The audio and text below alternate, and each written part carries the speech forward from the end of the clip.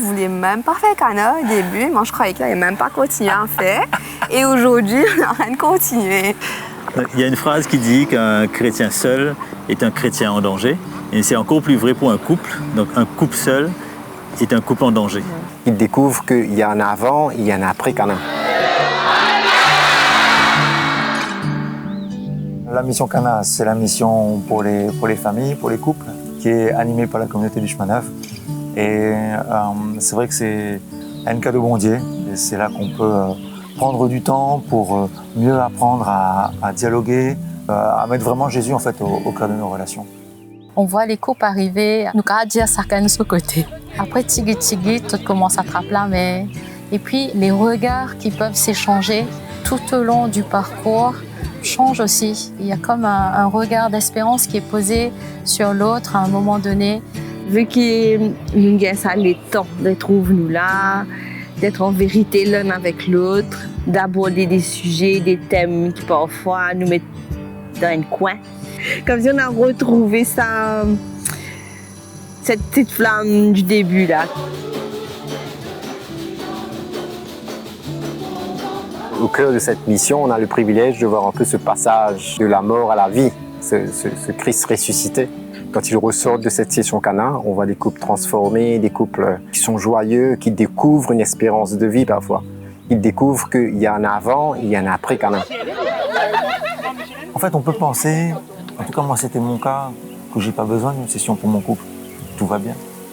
Mais en fait, cette session Cana là vient révéler justement ce qui pourrait aller mieux, quoi. Ouais, c'est vrai que Cana nous a permis de travailler un peu plus sur la communication, sur le dialogue entre nous. Quand on est venu, franchement, on s'était dit, on n'a rien à faire là, on n'a pas autant de problèmes, on vient de se marier, c'est pas pour nous.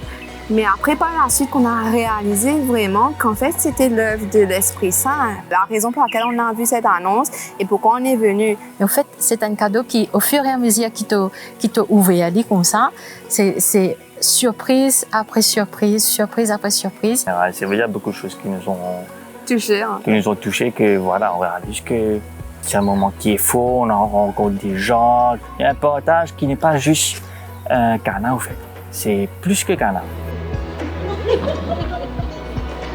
J'aimerais beaucoup, d'ailleurs je prie pour que les familles puissent être en vérité, pouvoir s'accueillir l'un l'autre avec ses faiblesses et ses limites et marcher ensemble avec le Christ à partir de là. Ça change toute la perspective sur la vie, ça change les décisions qu'on va prendre, il y a un goût pour la vie. L'amour du Christ dans la famille, c'est du bonheur.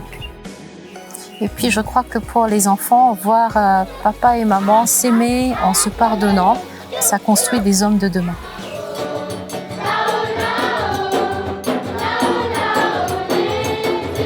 On a toujours voulu faire Cana, mais on a toujours hésité. On s'est dit non, on n'aura pas le temps cette année-ci, c'est pas le bon moment, il y a X, Y, les enfants sont trop petits. Je crois que il ne faut pas hésiter, il ne faut pas attendre pour faire Cana parce qu'il n'y a pas de meilleur moment de faire Cana que maintenant.